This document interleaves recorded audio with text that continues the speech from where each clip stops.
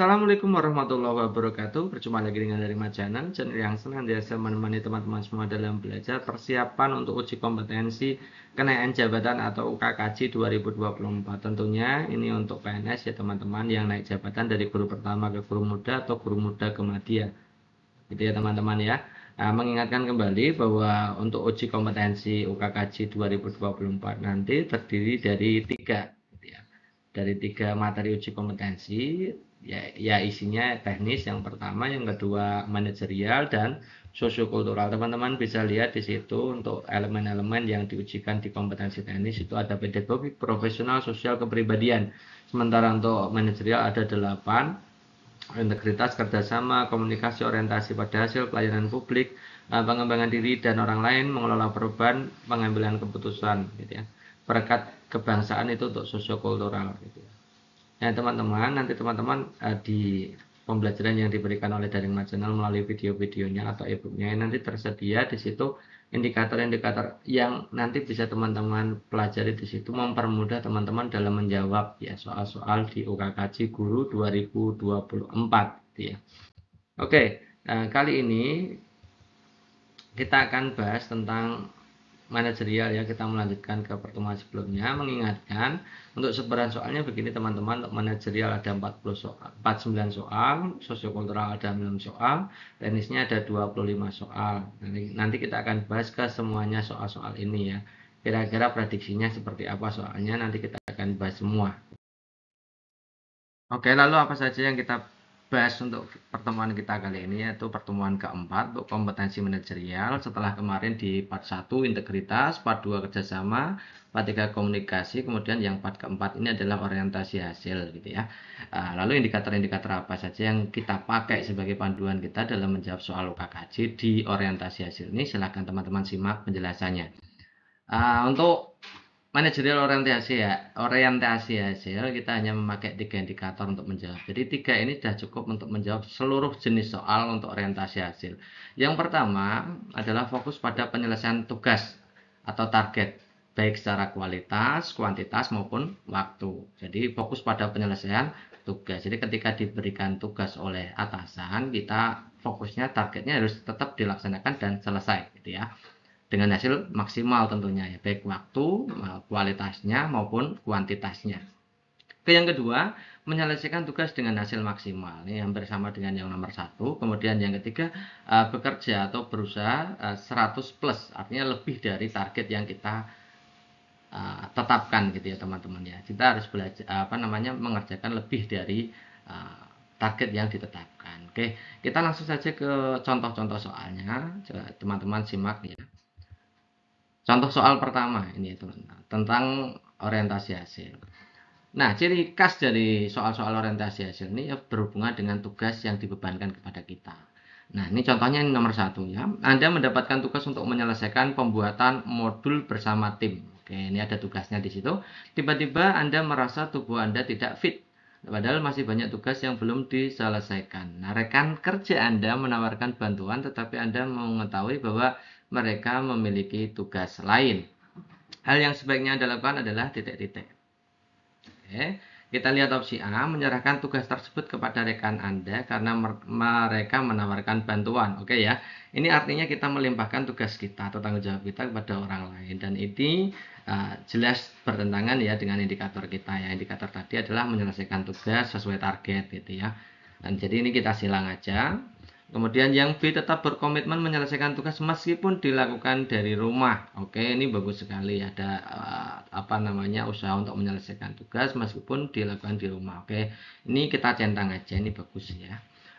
Yang C, tetap berkomitmen menyelesaikan tugas meskipun terlambat. Nah, ini bagus ya penyelesaian tugasnya, tapi di situ ada kata-kata terlambat, artinya tidak sesuai target waktu gitu ya. Jadi kita silang aja. Kemudian yang D, meninggalkan tugas tersebut untuk sementara waktu sampai Anda sehat kembali. Jadi ini juga tidak sesuai target waktu kan artinya ya. Jadi ada sesuatu yang terbuang nanti ya. Membuang-buang kesempatan atau waktu untuk bekerja. Jadi ini juga kita silang aja. Jadi jawaban terbaiknya adalah opsi B teman-teman ya. Oke, next berikutnya soalnya adalah Anda adalah seorang guru bahasa Inggris dan diminta oleh kepala sekolah Anda untuk membuat presentase tentang program baru yang akan diluncurkan di sekolah. Jadi diberikan tugas. Memang ciri khas dari soal-soal orientasi hasil itu diberikan tugas gitu ya. Bagaimana Anda menyelesaikan tugas ini dengan target maksimal gitu ya. Oke, kita lanjutkan soalnya. Kepala sekolah memberikan arahan yang jelas tentang topik presentasi, kemudian durasi, serta audien yang akan hadir. Anda memiliki waktu 1 minggu untuk menyelesaikan tugas ini. Tindakan yang Anda lakukan adalah titik-titik. Oke, kita langsung analis saja opsi pilihan gandanya. Yang A, meluangkan waktu untuk melakukan penelitian tentang topik presentasi. Jadi ini meluangkan waktu ini artinya kita memperhatikan benar-benar kualitasnya gitu ya. Ada proses belajar di situ, kemudian memperhatikan kualitasnya. Dan meminta umpan balik dari rekan guru Anda sebelum membuat presentasi. Jadi ini full ya, jadi bekerja 100 plus kan di situ ya. Jadi A ini kita centang aja, ini bagus sekali gitu ya. Kemudian yang B, mencari contoh presentasi secara online dan mengubahnya beberapa bagian untuk membuat presentasi sesuai dengan arahan kepala sekolah. Nah, ini kualitasnya pasti tidak bagus ya, karena di sini hanya copy paste gitu ya. Kemudian ada modifikasi sedikit ya. Jadi pasti kualitasnya lebih bagus yang A, maka kita silang aja. Yang C, mengandalkan pengalaman Anda sendiri dalam membuat presentasi dan dirasa tidak perlu umpan balik dari guru-guru lain mengenai program baru. Nah, ini pasti kualitasnya juga bagus yang A kan hasilnya.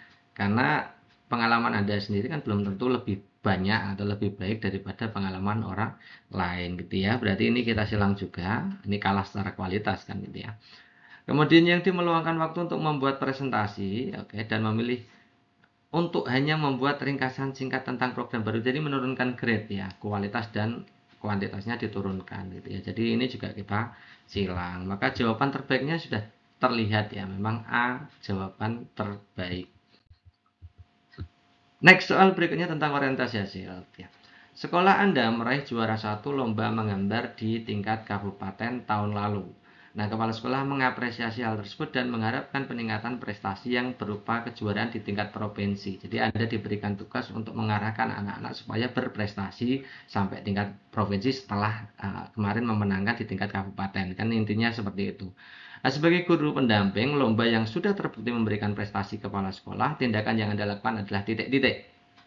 Oke, kita lihat yang opsi A, mempersiapkan peserta didik yang akan mengikuti perlombaan seperti tahun lalu karena terbukti berhasil. Ingat teman-teman bahwa antara provinsi, perlombaan tingkat provinsi dengan kabupaten kan tidak sama, grade-nya tidak sama, maka harusnya itu bekerja 100 plus, harus lebih dari apa yang kita lakukan kemarin kan bekerja 100 plus ya. Jadi ini kita silang aja, kemungkinan nanti ada pilihan yang lebih baik pasti. Yang B, menyampaikan akan mengusahakan yang terbaik, namun tidak memberikan harapan palsu pada kepala sekolah. Artinya di situ ada keraguan dalam hal target, gitu ya. Jadi kita silang juga. Kemudian yang C, mentargetkan juara 1 di tingkat provinsi dengan melakukan persiapan lebih awal dibanding tahun lalu. Yes, ini pasti lebih bagus ini ya. Yang D, mempersiapkan peserta didik untuk berprestasi baik di tingkat manapun tanpa menetapkan target. Ini tidak ada target, ya. Jadi kualitasnya bagaimana? Maka D ini juga tidak ya. Jadi jawaban terbaiknya sudah kelihatan yaitu opsi C. Setelah beberapa kali penilaian semester dilakukan pada peserta didiknya, Bu Foni merasa puas dengan hasil yang diberikan. Hal ini juga didukung oleh kemampuan peserta didik yang meningkat. Namun terkadang Bu Foni menilai bahwa durasi koreksi pada puter soal esai lebih menyita waktu. Nah, hal yang sebaiknya Bu Foni lakukan adalah titik-titik. Berarti soal ini terkait dengan bagaimana atau tindakan Anda itu mengefektifkan atau bekerja secara efektif, efisien untuk menyelesaikan tugas kan gitu ya. Nah, karena di situ ada kata-kata menyita waktu, berarti kita membutuhkan penyelesaian tugas yang memang lebih efektif gitu ya. Yang A, kita lihat opsi A-nya.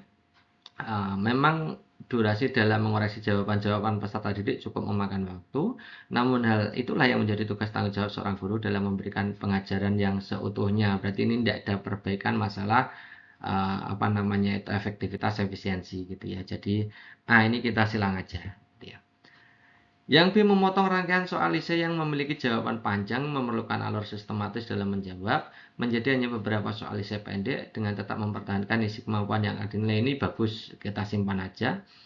Yang C, mencoba mengganti beberapa putar soal esai menjadi tipe pilihan ganda yang high order thinking skill atau HOTS gitu ya, untuk meringkas waktu dan meningkatkan kemampuan dan kreativitasnya dalam membuat soal. Jadi ini selain itu efektif efisien dalam mengatasi yang permasalahan yang dikeluhkan oleh Bu Foni, ini juga ternyata itu bekerja plus juga karena di situ selain itu juga meningkatkan kreativitas dan kemampuan dalam membuat soal gitu. Jadi C ini lebih bagus dari B tentunya gitu ya.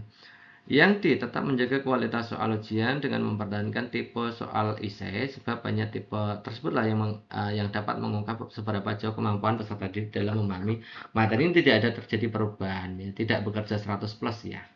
Jadi ini kita silang. Maka jawaban terbaiknya pasti opsi C, baru opsi B kan gitu ya.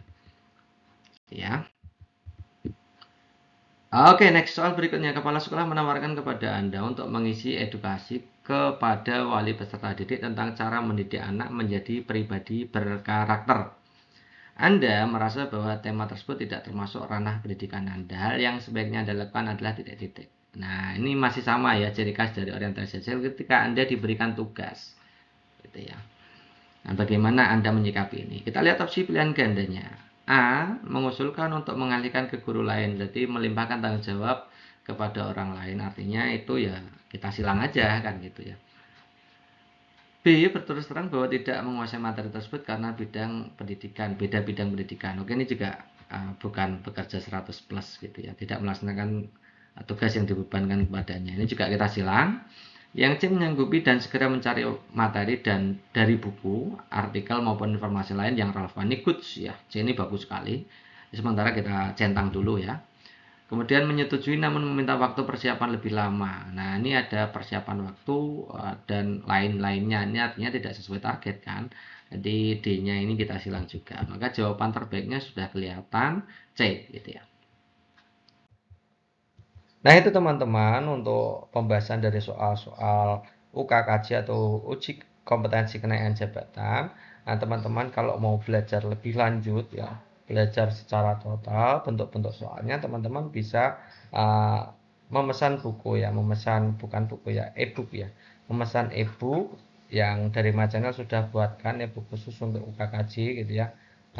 Dulu dari Majanel sudah membuatkan e-book untuk P3K, kemudian PPG, Pretest, UP, dan lain-lain. Sekarang untuk kali ini kita demi untuk teman-teman ya, untuk persiapan pelaksanaan UKKJ atau uji kompetensi kenaikan jabatan dari Majanel juga meluncurkan e-book ya. E-book itu buku elektronik ya teman-teman, bentuknya file, teman-teman bisa belajar di situ dengan mudah, dengan HP juga bisa digunakan gitu ya, bisa diputar gitu ya. Teman-teman yang ingin ya berminat untuk membeli e-book UKKJ Guru PNS 2024, silakan pesan ke admin dari Channel, harganya 50.000. Nomornya hanya satu-satunya di ini teman-teman ya, 085 712 166 998. Silahkan dicat aja gitu ya teman-teman ya. Nah, itu dulu teman-teman untuk pembahasan kita kali ini. Terima kasih atas perhatiannya. Wassalamualaikum warahmatullahi wabarakatuh.